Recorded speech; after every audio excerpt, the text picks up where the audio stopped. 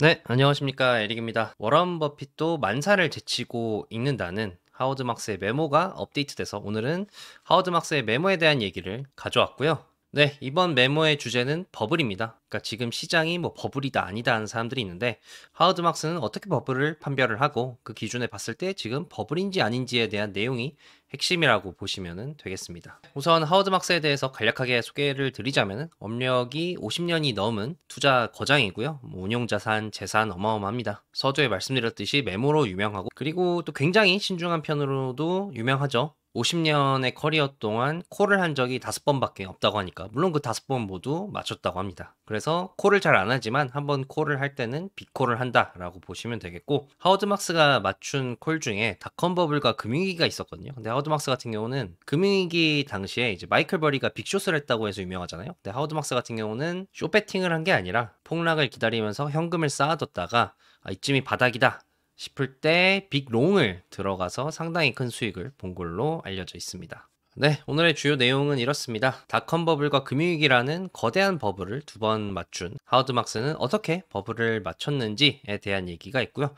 그러면은 이런 하워드 막스의 버블 판별 기준으로 봤을 때 미국 주식은 지금 버블일까 아닐까 알아보는 내용이 오늘의 주제가 되겠습니다. 네, 우리가 요즘 미국 주식 비싸다, 미국 주식 버블이다 라고 할 때 밸류에이션 측면에서 비싸다, 뭐 집중도 측면에서 비싸다 이런 얘기들이 나오잖아요. 예를 들어서 뭐 S&P 500 PER이 지금 몇인데 이게 역사적으로 상당히 높은 수준이고 그리고 집중도 측면에서도 이 M7 주식이 S&P 500에서 차지하는 비중이 5년 새 2배 증가했다. 그리고 닷컴 버블 당시와 지금을 비교해 보면은 상위 7개 주식, 그러니까 지금의 M7과 닷컴 버블 당시의 탑 7 주식을 비교를 하면은 지금이 더 주식의 집중도가 크다고 합니다. 닷컴 버블 때가 한 20 몇 %였고 지금은 30%가 넘죠. 그리고 미국 내에서 집중도뿐만이 아니라 글로벌리하게 봤을 때도 미국의 집중도가 상당히 크다. MSCI 세계 지수에서 미국이 차지하는 비중이 지금 70% 이상인데 근데 이 정도 비율은 1970년 이후에 최대라고 합니다. 그러면은 뭐 이런 기준들로 봤을 때 지금 시장이 버블이라고 할 수 있냐? 하워드막스 같은 경우는 버블은 정량적 기준으로 정할 수 없다. 그러니까 단순히 PR이 몇이다, 집중도가 높다, 집중도가 몇 %다라고 해가지고 버블이라고 정의할 수 없고 자기 자신이 생각하는 버블이란 어떤 극단적인 심리 상태에 있는 것을 말한다. 그러니까 극단적인 긍정주의, 소위 말하는 유포리아에 있는 게 버블이라는 거죠. 그러면은 버블은 정량적 기준으로 나타낼 수 있는 게 아니라 심리적인 요인, 그러니까 정성적인 기준으로 나타내는 거다 보니까 어떻게 버블을 판별할 수가 있나? 마크 트웨인의 유명한 명언이 있지 않습니까? 역사는 반복되지 않지만 그 운율은 비슷하다. 그러니까 버블은 역사적으로 계속 반복되고 그 버블을 만드는 근본적인 심리 상태는 비슷하지만 나타나는 현상이 다르다는 거죠. 예를 들어서 닷컴 버블 당시와 금융위기 당시에 동일한 버블 심리 상태가 있었고 근데 그 차이는 닷컴 버블은 그 심리 상태가 TMT 주식, 닷컴 주식으로 나타났고 금융위기 같은 경우는 부동산으로 나타난 거죠. 그러면 이 심리 상태는 어떤 심리 상태냐? 우선 첫 번째는 긍정적인 상황이 영원히 지속될 것이라고 생각한다는 겁니다. 그러니까 한마디로 불가능한 가정을 한다는 거죠. 그리고 두 번째는 이제 시장이 리스크에 대해 신경 쓰지 않는다는 겁니다. 이런 악재가 있고 이렇게 하락을 맞을 수 있고 이런 두려워하는 심리가 없어진다는 거죠. 그리고 오히려 내가 손해를 볼까봐 두려워하는 것보다는 내가 지금 매수를 안 해서 수익을 놓칠까봐 두려워하는 마음이 더 커진다라고 하고요. 그리고 새로운 것에 대한 열광이 모든 비판들을 다 무시하고 모든 이상 현상을 다 합리화한다는 것도 있습니다. 네, 그럼 첫 번째로 불가능한 가정이란 뭐냐? 하워드막스는 이에 대해서 금융위기 사례를 든 적이 있는데요. 이 그래프는 슐러 케이스 전미 주택 가격 지수, 그러니까 한마디로 미국의 부동산 가격을 나타내는 지표죠. 그리고 제가 이 화살표로 표시해 놓은 부분이 2005년경인데 이때 당시에 하워드막스한테 부동산 상품 브로커가 와가지고 상품을 판매하려고 했다고 합니다. 그래서 하워드막스가 그 상품 구조를 한번 뜯어보니까 앞으로 부동산 시장이 한 번도 하락하지 않고 계속해서 상승한다는 가정을 토대로 만들어진 상품이었다고 합니다.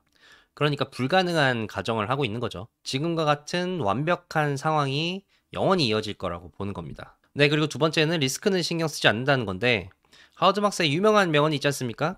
평균 깊이 150cm의 개울을 건너다가 익산 180cm의 사람을 잊지 말아라. 그러니까 개울 깊이가 평균 150cm더라도 중간에 3m짜리 구간이 있으면은 180cm인 사람도 익사할 수 있거든요. 그러니까 이 말은 생존이라는 거는 평균적으로 해내는 게 아니라 매일매일 해내는 거다. 그러니까 과거에 MDD, 그러니까 최대 하락폭이 한 평균 20% 정도였는데, 지금 내 포트폴리오는 한 평균 40%여도 버틸 수 있다. 라는 자세로 접근하면은 어느 날 갑자기 60%, 70%의 폭락을 맞이해서 망할 수도 있다는 겁니다. 그래서 우리가 상정외로 생각하는 그런 이벤트에 대한 대비가 항시 있어야 되고, 그러한 대비는 바로 레버리지 관리라고 하워드 막스는 말합니다.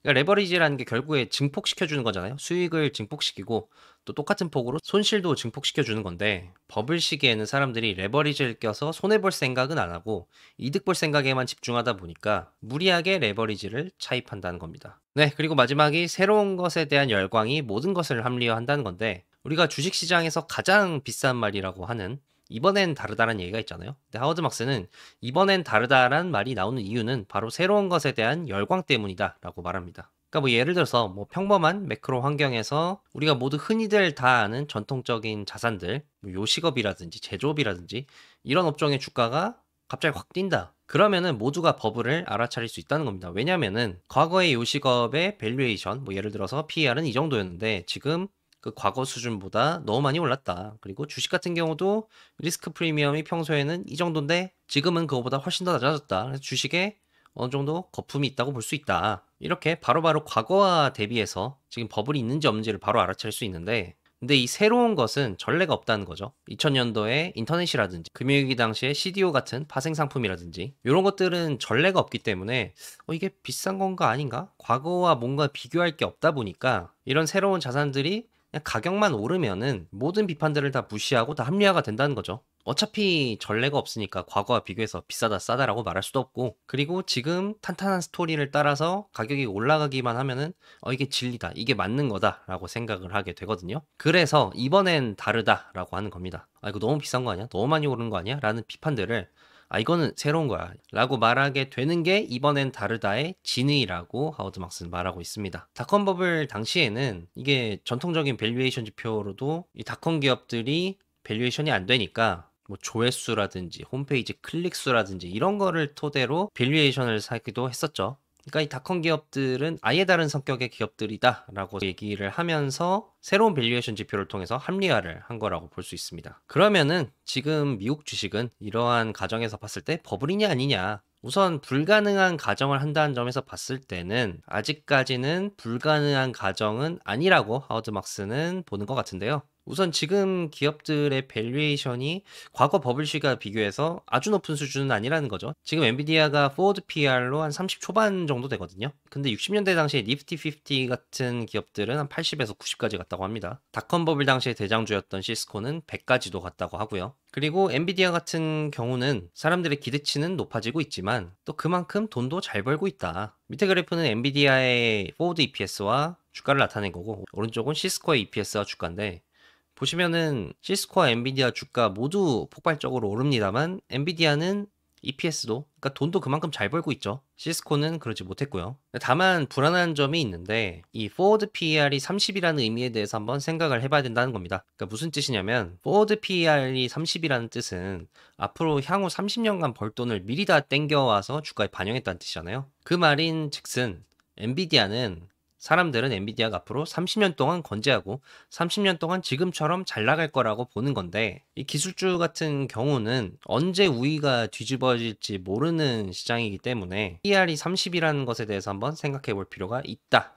라고 하워드 막스는 말하고 있습니다. 그리고 지수 자체도 너무 많이 오른 것을 불안한 점으로 뽑고 있습니다. 워런 버핏이 이런 얘기를 했다고 해요. 사람들은 이제 기업의 이익이 연평균 7% 상승한다는 것을 종종 망각한다. 그러니까 기업의 이익이 연평균 7% 상승하는데 주가가 그거보다 더 오르면은 기업이 버는 돈보다 주가가 더 빨리 올랐다는 얘기죠. 근데 23년, 24년에 지수 자체가 20% 이상 올랐잖아요. 그거는 이제 기업이 버는 돈에 대비해서 주가가 지나치게 빠르게 올랐다라고도 볼 수 있는데, 이렇게 2년 연속 지수가 20% 이상 오른 적은 역사적으로 4번밖에 없었다고 합니다. 지금까지 포함하면 5번이고요. 근데 앞선 4번 중에서 3번은 2년 오르고 2년 떨어졌고, 그리고 마지막 한 번은 3년 차까지는 올랐는데 그 이후로 폭락을 했다. 그리고 이 한 번이 바로 닷컴 버블입니다. 그래서 사람들이 지금 기업의 실적 대비해서 주가를 너무 과대평가하고 있는 거 아니냐, 너무 긍정적으로 보고 있는 거 아니냐라는 우려를 제기할 수 있는데, 지금 이 밸류에이션이 상당히 높은 편이잖아요. 그래서 과거에 S&P 500이 현재 PER 정도였을 때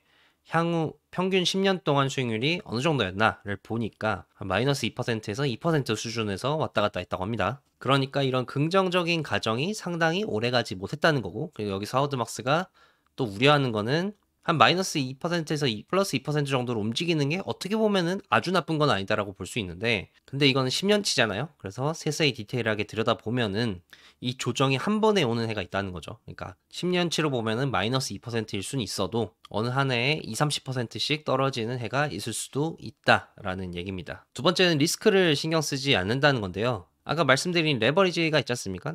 여러 가지 레버리지 지표 중에서 이 핀라라는 정부기관에서 집계하는 마진거래 차익이 있거든요. 그러니까 주식을 할 때 얼마나 마진을 땡겨서 쓰냐라는 걸 나타낸 건데, 지금 보시면은 21년에 정점을 찍고 22년 하락장에서 쑥 빠졌다가 다시 정고점을 향해서 올라가고 있습니다. 그래서 요 마진거래 차익 지표만 보면은 지금 시장에 상당히 레버리지가 많이 껴있다고 볼 수 있다라고 할 수 있고요. 근데 다만 긍정적인 신호도 있는데, 이 레버리지가 감당 못하는 수준은 아직까지는 아니라는 거죠. 보통 이 레버리지가 무너지는 순서가 2008년 금융위기 때도 한번 돌아보시면은 사람들이 부동산 대출을 못 갚는 것에서 시작이 돼가지고 도미노 현상이 일어나서 버블이 꺼지지 않았습니까? 그러니까 결국에는 부채를 못 갚은 게 시작이었는데, 지금은 어떠냐? 기업들의 레버리지론 디폴트율을 보니까 오히려 낮아지고 있다는 겁니다. 이 그래프의 하늘색은 기업들의 레버리지론 디폴트율을 나타내는 거고요. 남색은 레버리지론 플러스 부실 교환을 나타내는 겁니다.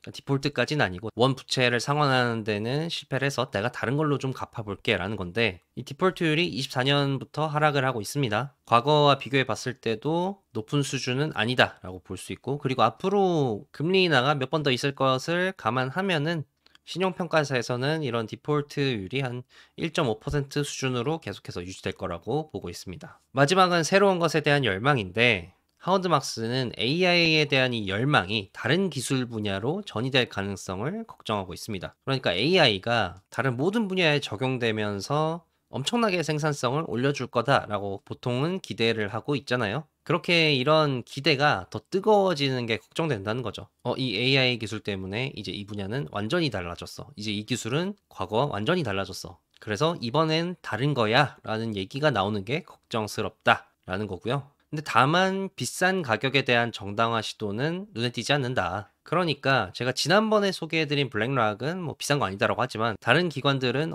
그래도 미국 주식 비싸다라고 경계는 하고 있거든요. 그렇기 때문에 이런 비싼 가격에 대한 정당화 시도는 눈에 띄지 않고, 그리고 과거 버블들을 봤을 때는 아주 내실없는 기업들이 새로운 것이라는 희망에만 기대서 주가가 쭉쭉 올라가는데, 지금은 그래도 이 새로운 것에 대한 흐름을 주도하는 기업들이 그만큼 돈도 잘 벌고 있다. 그래서 결론은 뭐냐, 하워드막스 버블이냐 아니냐 딱 말해 라고 하면은 이렇게 결론을 내렸습니다. 미국 주식은 비싸다. 그리고 어쩌면은 아주 약간의 버블이 있을 수도 있다. 그런데 미친 수준은 아니라는 거죠. 그러니까 닷컴 버블이나 금융위기 때나 이렇게 버블 붕괴가 우려되는 수준까지는 아니다. 그래서 본인 같은 경우는 비중 조절을 통해서 방어적 자세로 대응을 하겠다라고 제가 지난번 하워드막스 영상에서 소개해드린 바가 있고요. 그래서 이번 메모의 핵심은 좋은 것을 사는 게 아니라 사는 거를 잘 사는 게 중요하다.